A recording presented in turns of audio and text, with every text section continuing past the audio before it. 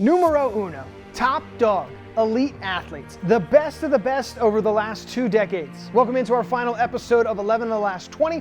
I'm your host, Chad Landers. Thanks so much for tuning in once again. For the next hour, we are taking you on a walk down memory lane with each of our number one athletes from every single episode in our series. So sit back and enjoy the ride. Let's start with our very first episode, the top 11 quarterbacks over the last 2 decades.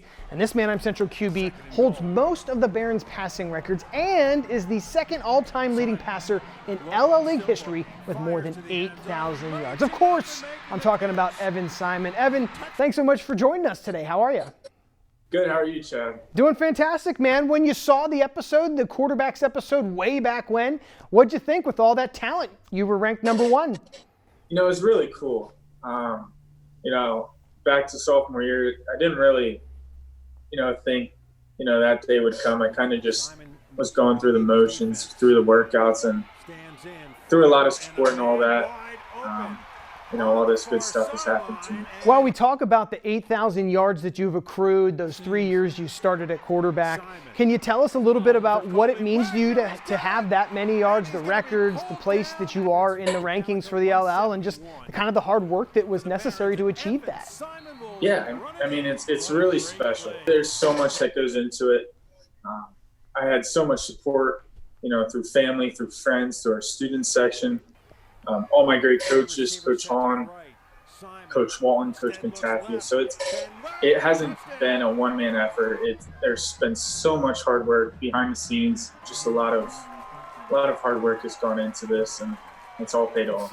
Yeah, I can only imagine. A lot of talent around you also helps as well. Yeah. So you've got the yards, you've got the 2 District 3 titles, you played in a state final. Is there a Baron memory that you really look back on fondly? If I were to pick one, my favorite would go back to sophomore year against Governor Mifflin in the district championship. We were up early by 2 scores, and then they came back, and they were eventually winning.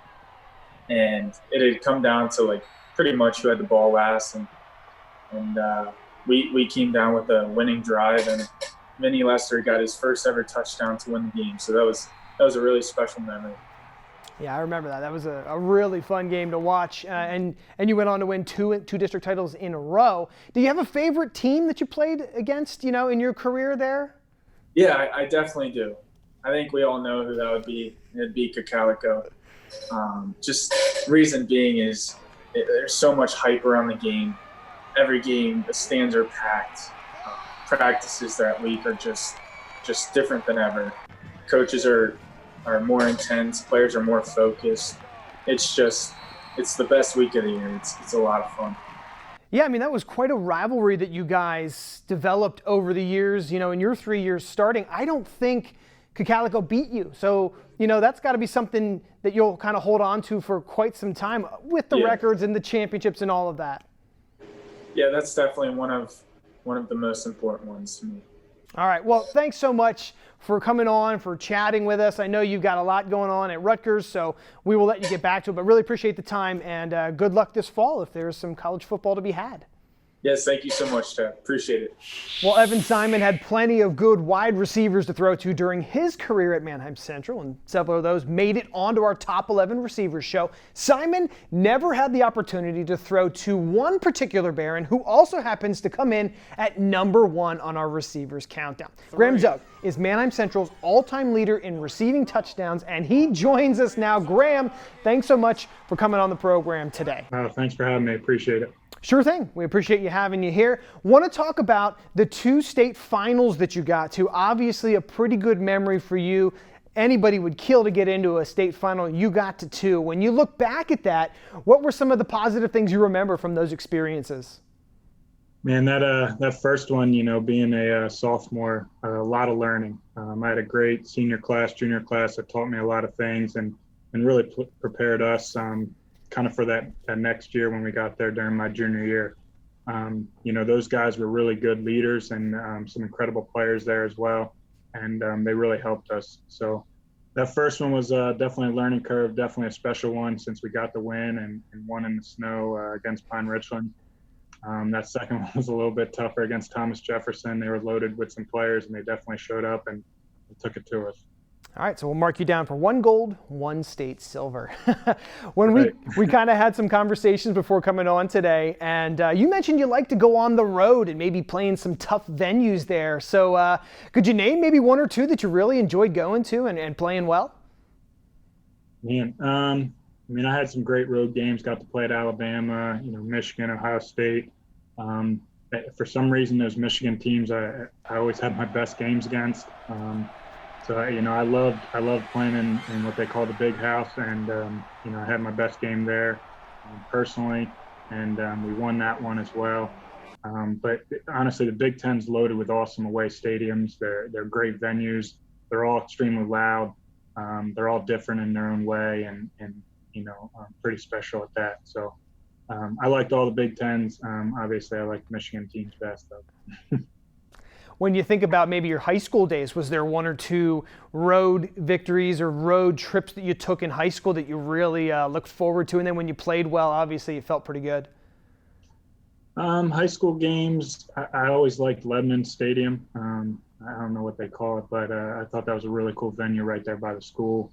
And I always liked playing against Conestoga Valley. I showed up against those in those games, and I'm sure Coach Novak doesn't appreciate it too much, but that team that he always put together were always great competitions and a great rivalry, playing against some of their Division I players as well. We do hear a lot about the Manheim Central Conestoga Valley rivalry, and it's fun to look back at some of those videos. When we look ahead, that big decision for you in college to go to Penn State, what went into that? Why was that so important for you? I grew up going to all Penn State games. My dad went there, and I was fortunate enough to kind of attend all their games at home, and my dad's and mom are season ticket holders. So I grew up going there. I think when I was 3, there's a picture of me that my parents had that, I guess I told them that I was going to go to Penn State and walk out of that tunnel one day. For me, I never thought I'd have the opportunity to play for Coach Paterno. I just didn't think coaches would stay around as long as he did. But when you look at that opportunity, when Coach Kenny and Coach McQuarrie started recruiting me, and they offered me that opportunity to be a preferred walk-on up there, and Coach Paterno was still around. I mean, you talk about playing for 2 legends in the sport, and Coach Williams and Coach Paterno, and it doesn't get much better than those 2. And when that opportunity presented, for me to play for him, as well as for my dream school, and really showcase what I was able to do, and I felt like teams missed out on me. It was a great opportunity for me to go and take care of that. All right, so great football memories for you, obviously at Penn State. Had some nice memories up there at Beaver Stadium and such. Thank you so much for coming on and sharing. We appreciate it, and good luck on the sidelines this fall. Awesome, I appreciate it. Thanks again for having me, and anytime you guys need anything, don't hesitate to reach out. The stroll down memory lane is only getting started. Coming up after the break, we look back at the #1 girls and boys basketball players from our previous countdowns. It's all ahead on 11 of the last 20. Welcome back to 11 of the last 20. Next on our countdown, we hit the hard court to check in with our #1 girls basketball player over the last 2 decades. Warwick's Meg OBrien not only holds Warwick girls' scoring record with 2,180 career points, but she is also 5th all-time in LLA girls scoring history. So let's bring on Meg OBrien to the program. Meg, thanks so much for taking some time to join us today. Hi, yes, thank you for having me. All right, so let's get right to it. In that chase for 2,000, you set the bar pretty high there. What was it like as you were going through that and you were approaching the 2,000 mark? Were you nervous that senior year? No, I don't think I was nervous. I was having a lot of fun, knowing that it was, my last year in high school, and I had already committed to where I was going to play in college. So I was having fun with just my teammates, and I knew that it was coming up, but it wasn't something that I was nervous about. There was a lot of support from the team, my coaches, from the community too. So it was honestly just a fun time that I can remember.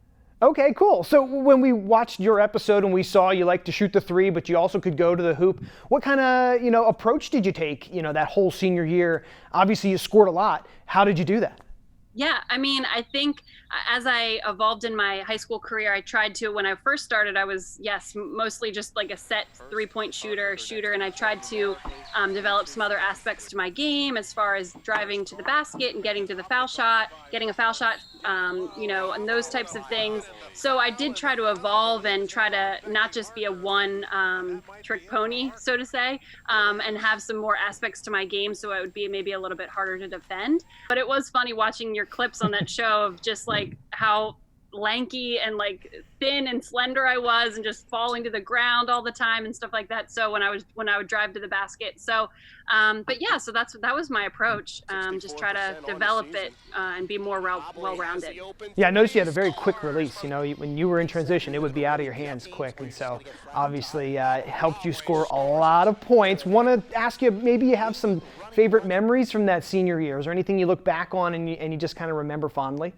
I think just being, having fun with the teammates, the other seniors that were part of that team with us, and also just like I said earlier, going for 2000, the support from the community, just people were supportive and pulling for us to win, and for me, and just to experience that last season, because I knew that going into college and into that next aspect of my life, I was going to be leaving that behind. So just kind of soaking it all in and just really enjoying the moment that I was in. All right, so over that career, who did you love playing against? Who was your favorite opponent on that schedule that you always kind of circled and looked forward to?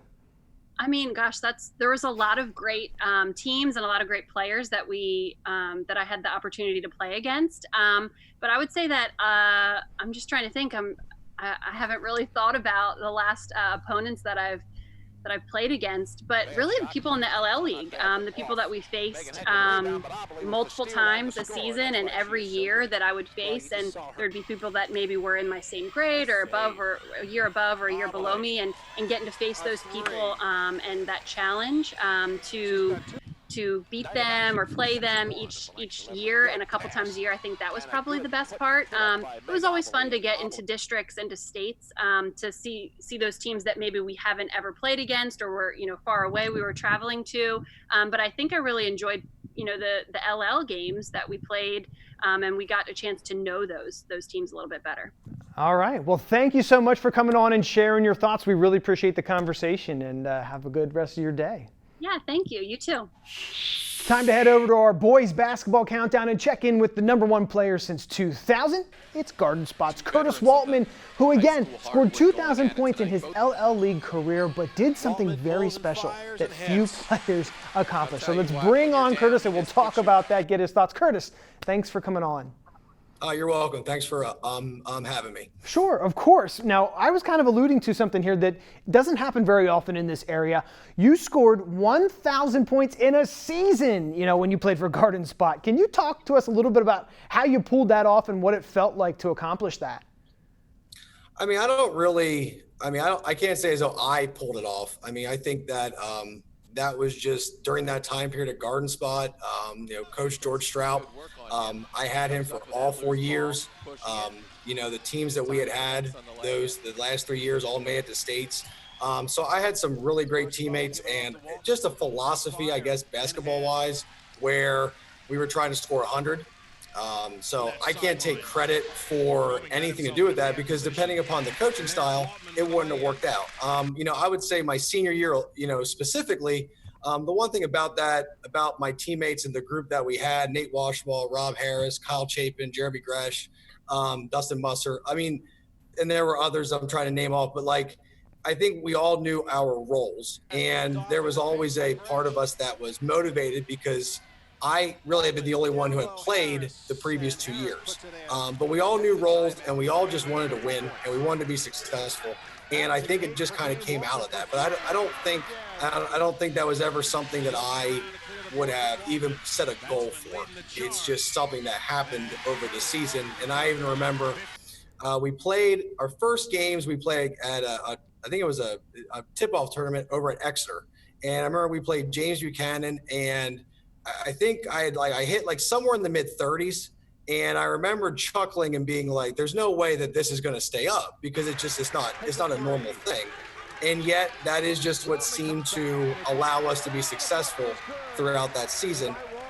So I think it was an effect of that type of thing, but it's not something you ever shoot for because it's just not, I don't know if I really shoot for how many points I want to have, Wow.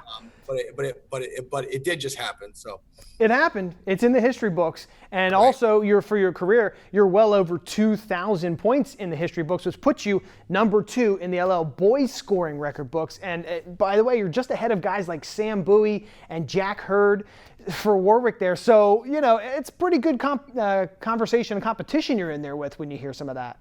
Well, yeah, and I think growing up, I was always a goal-oriented person. So, I remember growing up and playing, in the Garden Spot gym and seeing the Hall of Fame and always wanted to be on there. I always tell kids because, as a coach, you got to have goals. I think probably when I was, first starting out, if I had scored 1,000 in my career, that would have been a great accomplishment. Not more important than actually trying to win a state championship. But again, I was very fortunate with the coaches I had and the teammates that I had, and I was able to play 4 years, which is, a rare thing at times. But again, I think it was just the right situation, so I don't want to take too much credit for it because really the credit is for other people. Well, we appreciate you coming on and sharing a little bit about that. It's always fun to hear kind of how the process went for you. So thanks so much for coming on, Sharon. And of course, good luck with your coaching throughout this next year. All right. Thank you guys so much. Appreciate it. Still more to come here on our 11 of the last 20 recap show. Up next, we head out onto the baseball and softball diamonds to check in with a trio of number 1 players. Stick around. We'll be right back.